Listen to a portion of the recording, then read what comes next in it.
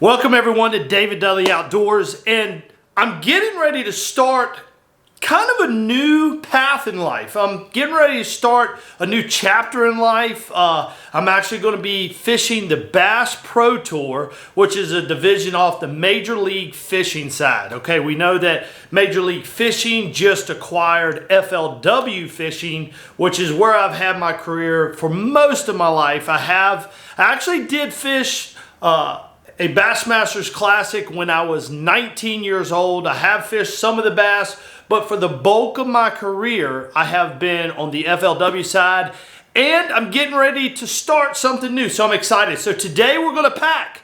You're gonna see actually what I do in preparation for a season. Now this is something that I'm gonna do halfway through the season again. But to start the season, you're going to see me go through my swim jig box. We're going to go through my swim bait box. We're going to go through my shallow crankbait box.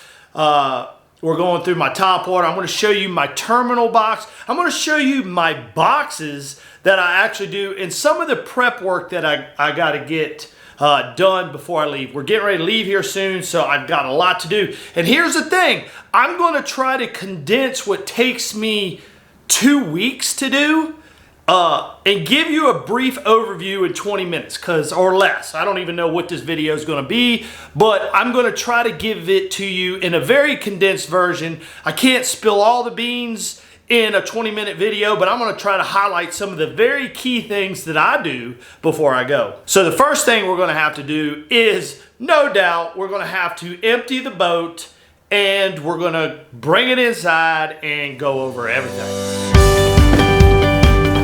Stack one.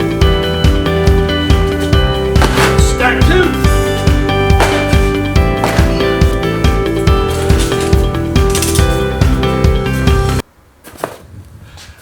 So let me tell you what I do with my line. And my choice of line is Gamma fishing line. I have been with Gamma for a long time. That's kind of weird. I just got goosebumps thinking about how long I've been with them. Guys, if you're not familiar with Gamma, you need to get familiar with this company. I put my family's livelihood, my livelihood on the line with Gamma, and I'm telling you, behind the scenes, I know how many people use Gamma that really are endorsed by a lot of other line companies. But Gamma, if you're not familiar, check out the description below. So one trick I like to do, which I've got this year, well, the beginning of the year, I got the beginning of the year stock. What I like to do is kind of mark it big all the way around the box. And I got this June of 2016-19. I write the date on there. Does line go bad? No, it does. Some lines may, if you get them in extreme hot, extreme cold. I really don't know the science of it, but I know for my confidence and for what I'm doing, I write the date that I get my line. I write 20 just so I can get a quick reference. I don't always have to see it up here. I just know if I'm grabbing, I got 20-pound test, so I'm definitely going to be switching all my line over to this year's line, which is 2020. All right, now that we've got it set up, one tip I want to give you is when you are spooling up a new reel for the first time, I always like to use backing with braid. And the reason that is because it is lighter than, say, fluorocarbon, lighter than, say, monofilament. I like to back it with braid. So I'm going to cast further and get a longer cast with braid, and my spool is going to spin a lot easier using lighter backing than if I was using fluorocarbon. Okay, now that I've got my backing of braid on, I like to fill the spool about halfway up. That's kind of my stopping point. Now I'm going to tell you another trick. Since braid is on my backing, and a lot of times I use braid, so I'm going to go ahead and cut the splice here. A lot of times I'm using braid also, so it can get confusing when you're going to change line. Sometimes you pull too much and you'll start pulling your backing off. Another tip I like to use is that in my section of backing, I actually want to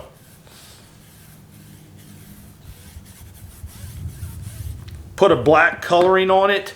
That way I kind of know as I'm looking at it coming, typically I can see that color change and I know my knot's coming. And the next tip I want to give you when you are putting backing on, and where did my line go? So now if we were connecting our main line to our backing line, a lot of people like to put a strong knot in. I do not do that. I do not want a strong knot. All I want to do is take and double it up, pull it through, and it's a simple granny knot, okay? Let me do that again for you. So double it up, do a simple granny knot, and just pull it tight. Now, the reason I do that, how many of y'all have ever went down the lake and for some crazy reason your rod got, the button got pushed, your jig went in the water, you took off in your boat, and when you took off in your boat, it started free spooling your line and your rod goes straight out the boat. Well, if that happens and you have a good knot, you're gonna lose hundreds of dollars in your setup. But with a simple little overhand knot, it's not gonna pull your rod in. So do not put a knot on there that's strong when you are connecting your main line to your backing line. All right, another good thing I like to do with my crankbaits, and you probably don't think about it, but take for instance, say if you threw this in some muddy water. You take it out and you the sun dries it on the front of your boat, then you throw a little bit more, dries it, throws a little bit more, and you put it in your box. What you don't realize is how dirty it's getting without you even realizing. So I'll take some stain remover and I'm simply going to bring it back to life just by cleaning it up. And as you can tell, look at all that brown. That's coming from my crankbait getting dirty. Basically, I just brought it back to life. You can see it a lot cleaner now. Whether it makes a difference or not, I have no idea. You're probably already commenting in there, Dudley, that's an overkill. Maybe it is, maybe it's not. I don't care what you're commenting on that, but it makes a difference to me. So if I know I'm throwing a perfectly clean, it's got all the good contrast, it's not a dirty crankbait, so I literally will sit here and clean every single crankbait one by one before the start of the season. All right, as you can see, when it comes to swim baits, a swim bait box is like, it's a must in the boat. The way the world has gotten with boot tail swim baits, everything from 2.8s to 3.3s to 3.8s to 4.3s. That style swim bait is always in my boat. Now check this out. This is how detailed I am when it comes to, let's say, throwing swim baits. These are actually swim baits I make myself, that I designed myself. My son actually pours these and sells these. That's kind of like his little side business. He's homeschooled, so he said, hey, you got to start a business. And my son now makes the jig heads. I tweaked the mold, made it the way I wanted. It holds the 2.8s, 3.3s, 3.8s. I got them built with Gamakatsu hooks. I got them specifically made for each size paddle tail swim bait that I mentioned. So they got realistic eyes on them. Gamakatsu, some of them are built with owner hooks. Both of them are very good and sharp hooks, but I'm going to go through my box, go through them with the fine tooth and comb. I use a little zip tie to keep them together so I know everything and every size that I have. I got them built from half ounce, 7/16, 3/8, 5/16, quarters, and 3/16. So, hey, actually, If you'd like to buy some of these, check the description below. Hit me up on Instagram. DM me is the best way to order these, is through Instagram and DM. Lot to offer. $10 for a pack of 5. You can't beat it. And you're supporting my son. He's 13 years old, so it's pretty cool to see him do his little business. But what I do with these, I'm going to go through and make sure I got a great supply. My hooks are, I know they're going to be sharp because they're Gamakatsu and owner hooks. And just kind of look it over, and because this is such a big player when it comes to the swim bait world. So another project I'll be doing within this next 6 days is actually going through my Ned rig box. And as you can see, if you look up here at the top, I build them from 16th to a 5/32, an 8, 3/30 with 2/0, 1/0. I even got a section for practice hooks. These are also built with Gamakatsu and owner hooks. Nowadays, the Ned rig is just such a powerful thing. I know this season I've already looked ahead. The Ned rig may not play as important of a role because we're going to some hammer lakes, but irregardless, I want to be there and prepared. So I'll be designing some more of those, making those up, getting those ready to go in my box. All right, guys, when it comes to spinnerbaits, I'll brief you on that. I'm probably going to spend at least a half a day.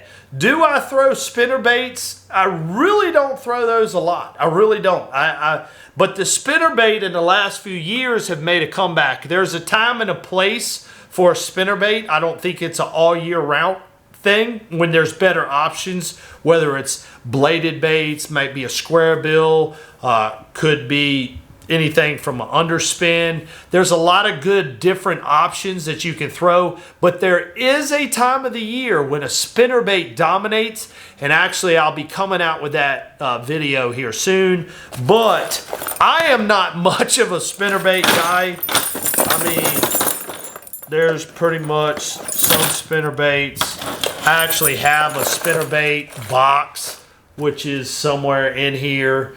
I will travel with it, but if there comes that time when I need that spinnerbait, I will be prepared. We had a few tournaments last year where I was making spinnerbaits every night, staying up till like 10 o'clock, and it was something that I haven't thrown in years and years on a spinner. I think actually the last time that I had thrown a spinnerbait before last year was actually in 2003 when I won the FLW championship, when I used a spinnerbait to win $500,000. And actually that's going to be a good video for a Trophy Talk series that I've started on my channel. So if you're new to the channel, we actually had just started a series of Trophy Talk where I talk about tournament wins, tournament places, whether they're wins, second places, third, but top 10 tournaments where I talk and tell you the story behind the story.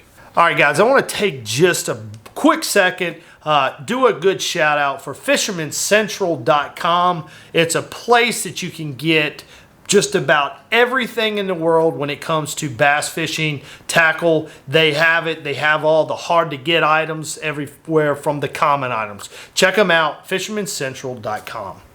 All right, so let's start it off with my terminal box, because let's get real. Most of our connection between the fish is going to be the hooks and the hooks that we use. So my system for the terminal box is this. So as you can see, I got pink, blue, black, yellow, purple rubber band.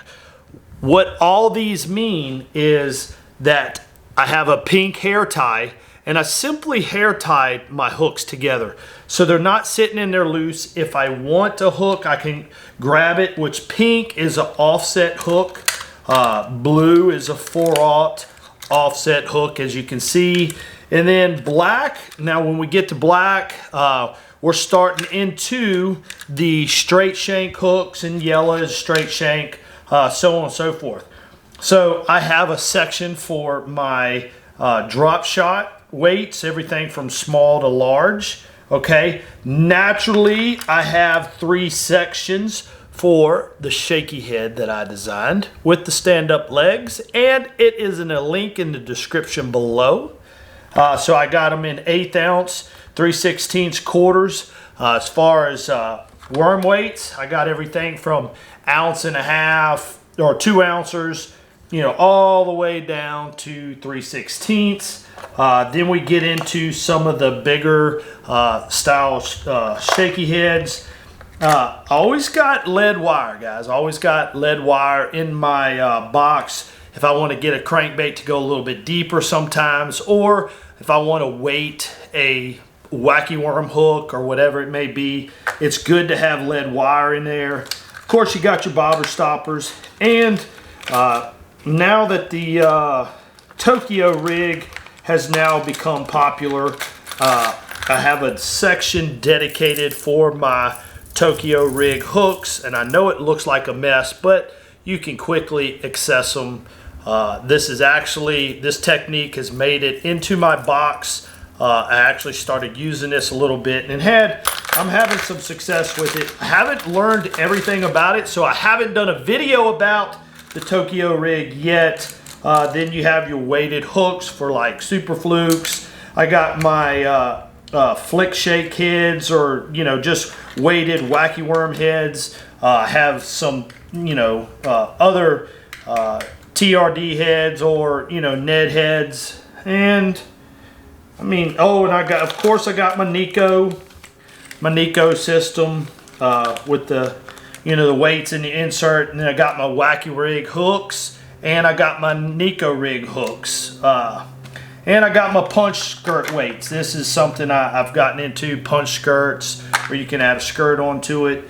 That's it, guys. I don't really have a ton. I keep a treble hook box separate from my terminal box. But just a quick, if you happen to spill it, hooks are always going to stay the same. I can put a little rubber band on it. So that's it.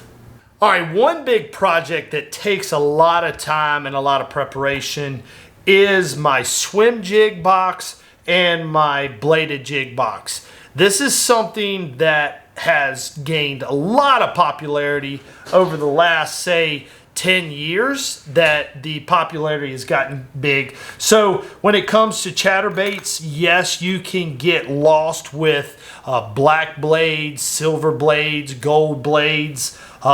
One thing I'm going to do when I go through the boxes, I have a set colors that I like, and then I have some colors that are kind of like, conditional colors, maybe for a specific lake or wherever we may be at.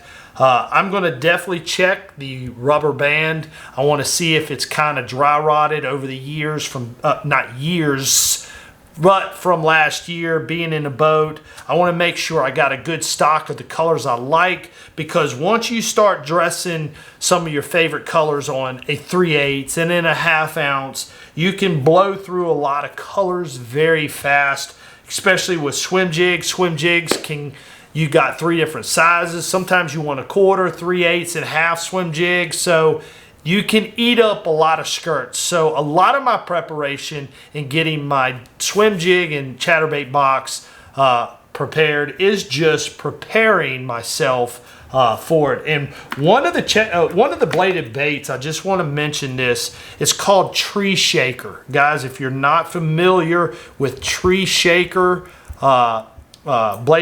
bladed baits, check them out. I'll put a description below. They truly do shake your Fuji guides in half. Like, it's unbelievable what this bladed bait does. Check it out below. All right, so another thing that takes a lot of time, not only am I cleaning my crankbaits, but naturally I'm going to clean my topwater baits. No matter what hard bait I have, I'm always going to clean it, bring it back to life a little bit. Now, when it comes to topwater, another thing I love to do, I love to tie my own feathers. Now, when it comes to feathers is something that's going to be on the back of a lot of topwater baits, and they're typically going to be white. But one thing I hate when it comes to feathers is having a ball of feathers back there that are just like a clump of whiteness back there. If you can see the split difference, I'll rotate it slowly. See the split difference? I like my feathers to be a split tail in the back. So if you can see a split tail versus a clump of feathers, it takes me a while to tie these up, but typically I'll tie up a dozen of each size treble hook for the year, and that is my choice of feather for topwater baits. But a lot of cleaning, a lot of prep work for topwater, and when it comes to topwater, a lot can vary in topwater. You can have summertime topwatering, springtime topwatering, and fall time topwatering. There's different sizes you're going to use from springtime to summertime to fall time. So my topwater box, I'm constantly in and out of it a lot. You know, I'm going to have my standard baits that are in it, that I use kind of everywhere, but there's always those specialty topwaters depending on what time of year it is. And yes, I know you're already going to comment and say, when am I coming out with that video? Soon. I'll get to these videos. I love that y'all leave comments. I really do. You guys have inspired me to do a lot of videos that I never would have thought of just by simply suggesting in the comments, hey, could you do a video on this? Could you do a video on that? Guys, I appreciate your comments. I appreciate you hitting that sub button. I do not take it for granted. I just got goosebumps knowing that you guys have hit that sub button. So good for me. Over the past year, we've grown very fast for my first year of YouTubing, and I'm excited to bring y'all in the journey along with me this year on the Major League Fishing Tour, which is the BPT Bass Pro Tour. Not sure what to expect. I've never fished a day of that format in my life, but we're going to go at it. We're going to give it my best. Hopefully you guys will follow along in this journey. Cheer me on. You do inspire me with your comments, and it keeps me motivated to do these videos. Thank you for your support, and I'm out.